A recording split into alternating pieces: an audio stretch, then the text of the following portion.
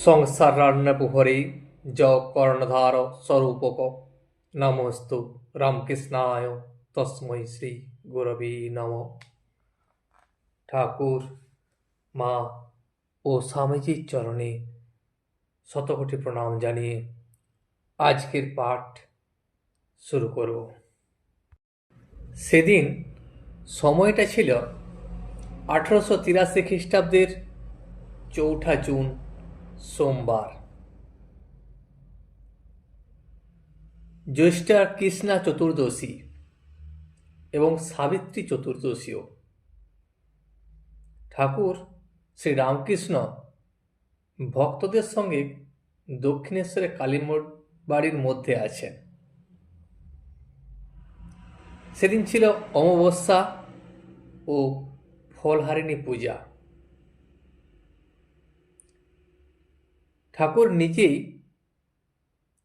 দক্ষিণেশ্বরে কালীবাড়িতে নিজ মন্দিরে বসিয়া আছেন, আর ভক্তেরা তাহাকে দর্শন করিতেছেন। মাস্টার আগের দিন রবিবারই আসিয়াছেন। ওই দিন রাত্রেবেলা কাত্যায়নী পূজা ছিল। ঠাকুর প্রেমাবিষ্ট হইয়া নাট মন্দিরে মার সম্মুখে দাঁড়াইয়া বলিতেছেন, মা, তুমি ব্রজের কাত্যায়নী, তুমি স্বর্গ, তুমি মত্তমা, তুমি সে পাতাল, তোমা হতে হরি ব্রহ্মা দ্বাদশ গোপাল, 10 মহাবিদ্যা মাতা, 10 অবতার, এবার কোন রূপে আমায় করিতে হবে পার। এখানে ঠাকুর মা কালীর বিশ্বরূপ ও শক্তিময় রূপ বর্ণনা করছেন।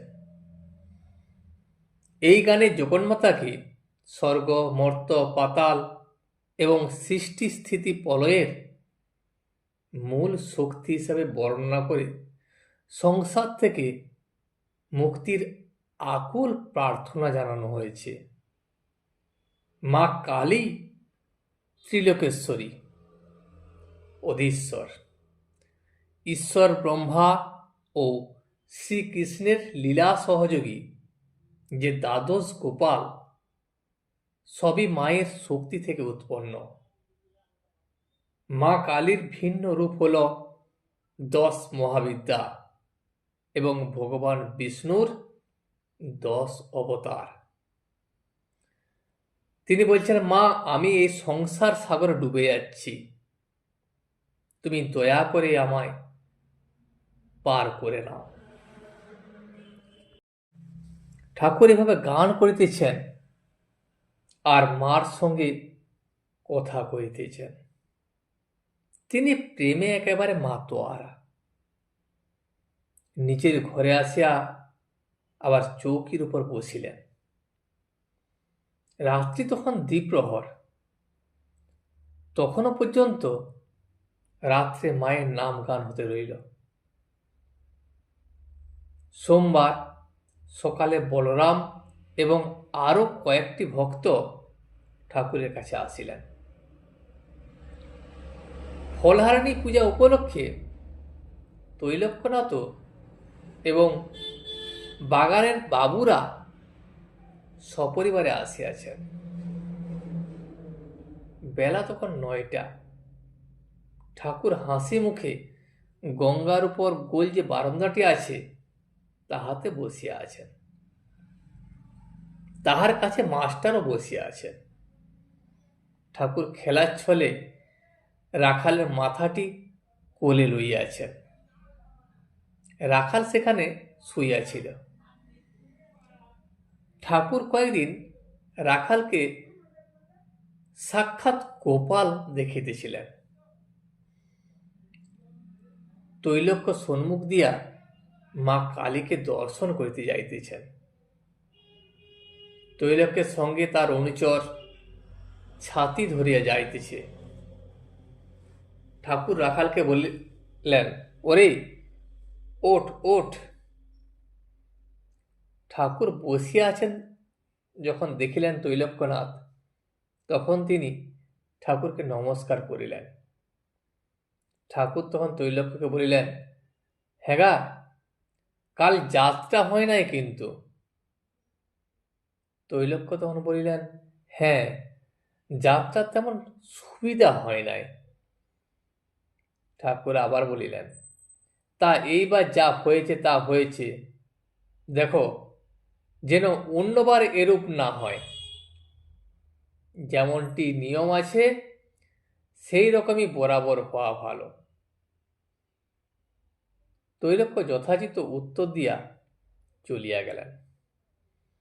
তার কিছুক্ষণ পরে বিষ্ণুঘরের যিনি পুরোহিত শ্রীযুক্ত রামচাটুর্যে ঠাকুরের কাছে আসিলেন। ঠাকুর তখন তাহাকে বলিলেন, রাম, তৈলক্যকে বললুম যে যাত্রা হয় নাই, দেখো যেন এরূপ আর না হয়। তাই এ কথাটা যে আমি বললাম, আমার কথাটা বলা কি ঠিক হয়েছে? রাম চাটুর্যে তখন বললেন, মহাশয়, তার কি হয়েছে?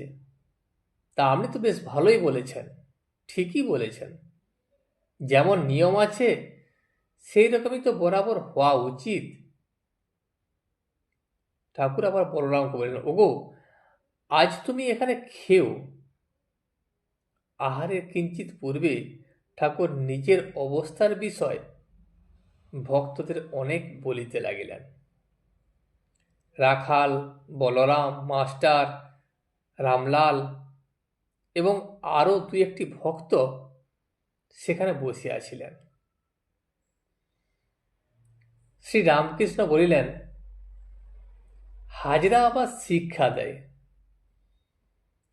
তুমি কেন ছোকরাদের জন্য তো ভাবো? হাজরা আমাকে বলে যে আমি যে ছোকরাদের জন্য ভাবি, আমার যে ভক্তদের জন্য ভাবি, তাদের ভাবতে নিষেধ করে, তাদের কথা ভাবতে নিষেধ করে। গাড়ি করে বলরামের বাড়ি যাচ্ছি, এমন সময় পথে মহা ভাবনা হলো। তো বললুম, মা, হাজরা যে বলে নরেন্দ্র আর সব ছোকরাদের জন্য আমি কেন এত ভাবি? সে তখন বলল, ঈশ্বর চিন্তা ছেড়ে এসব ছোকরাদের জন্য চিন্তা করছো কেন?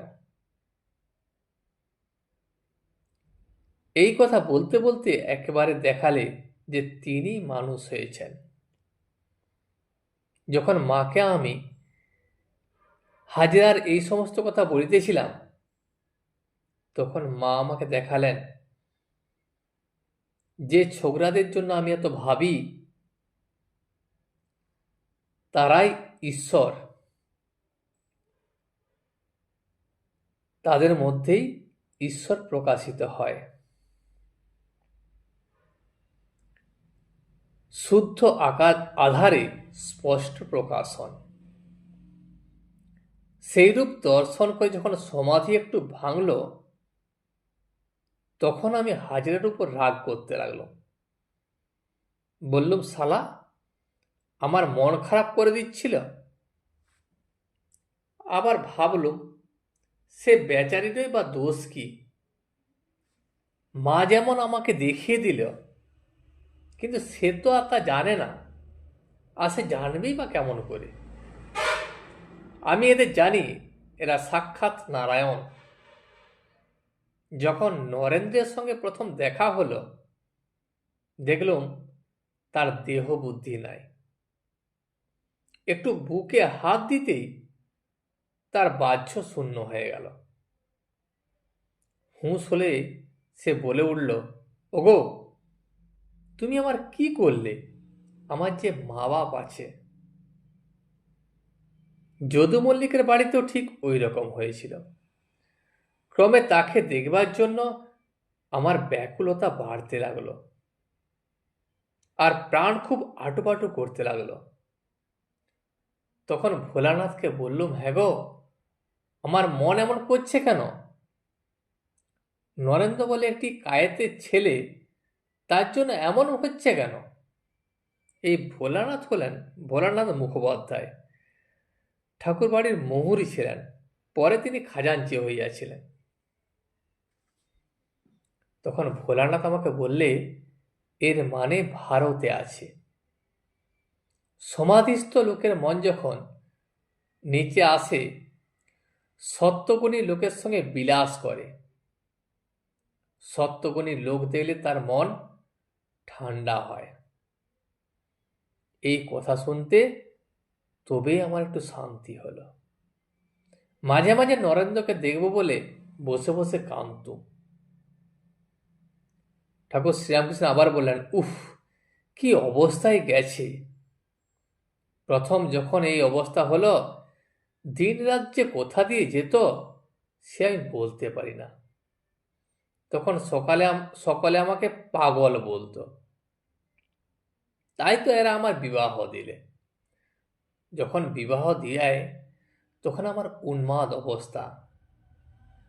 প্রথম চিন্তা হলো, পরিবারও এইরূপ থাকবে, খাবে দাবে।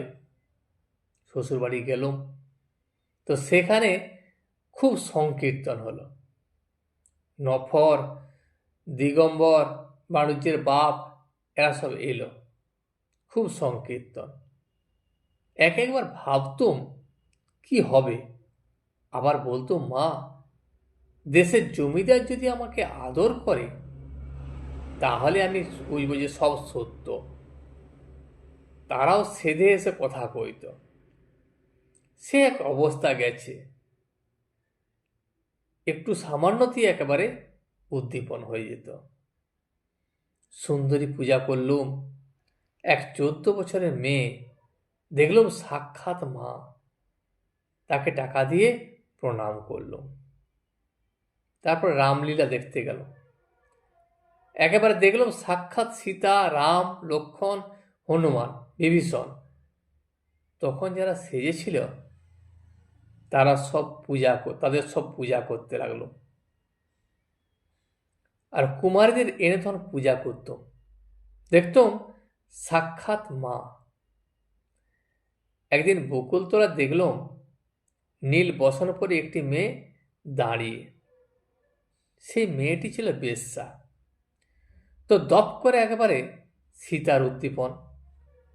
ও মেয়েকে আমি ভুলে গেলাম, কিন্তু দেখলাম সাক্ষাৎ সীতা লঙ্কা থেকে উদ্ধার হয়ে রামের কাছে যাচ্ছেন।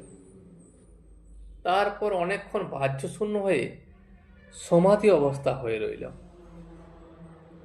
আরেকদিন গড়ের মাঠে বেড়াতে গিয়েছিলাম। তো বেলুন উড়বে, অনেক লোকের ভিড়। হঠাৎ নজরে পড়ল একটি সাহেবের ছেলে বেশ গাছে হেলান দিয়ে দাঁড়িয়ে রয়েছে, ত্রিভঙ্গ হয়ে। যাই দেখা, অমনি শ্রীকৃষ্ণের উদ্দীপন। ব্যাস, সমাধি হয়ে গেল। শিওরে যে রাখাল ভোজন করালো, তাদের হাতে হাতে সব জলপানি দিলাম। দেখলাম সাক্ষাৎ সব বজের রাখাল। তাদের জলপান থেকে আবার খেতে লাগলো।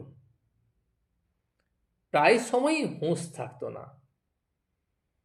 সেজবাবু যানবাজারে বাড়িতে নিয়ে যেয়ে দিন কত রাখলে। তা দেখতে লাগলাম সাক্ষাৎ মার দাসী হয়েছি। বাড়ির মেয়েরা আদবেই লজ্জা করতো না, যেমন ছোট ছেলেকে বা মেয়েকে দেখলে কেউ লজ্জা করে না। আন্দির সঙ্গে বাবুর মেয়েকে জামাইয়ের কাছে শোয়াতে যেত। এখনো একটু তাতেই উদ্দীপন হয়ে যায়। রাখাল জপ করতে করতে পিড়ি করত। আমি দেখে স্থির থাকতে পারতুম না। একেবারে ঈশ্বরের উদ্দীপন হয়ে বিহ্বল হয়ে যেত। ঠাকুর প্রকৃতি ভাবের কথা আরো বলিতে লাগিলেন। আর বললেন, আমি একজন কীর্তনিয়াকে মেয়ে কীর্তনিয়ার ঢং সব দেখিয়েছিলাম। সে বললে, আপনার এসব ঠিক ঠিক, আপনি এসব জানলেন কেমন করে? এই বলিয়া ঠাকুর ভক্তদের মেয়ে কীর্তনিয়ার ঢং দেখাইতেছেন। কেউই আর হাস্য সংবরণ করিতে পারিলেন না। সবাই হাসিয়া উঠিলেন। আজ এই পর্যন্তই। ভিডিওটি শেষ পর্যন্ত দেখার জন্য আপনাকে অসংখ্য ধন্যবাদ। ভিডিওটি যদি আপনার ভালো লেগে থাকে তাহলে একটা লাইক, কমেন্ট এবং বন্ধুর সাথে শেয়ার করে দেবেন। সাবস্ক্রাইব করে পাশে থাকা বেল আইকনটি বাজিয়ে দেবেন, যাতে আপনাদের নতুন ভিডিওগুলি সর্বপ্রথম আপনার কাছে পৌঁছে যায়।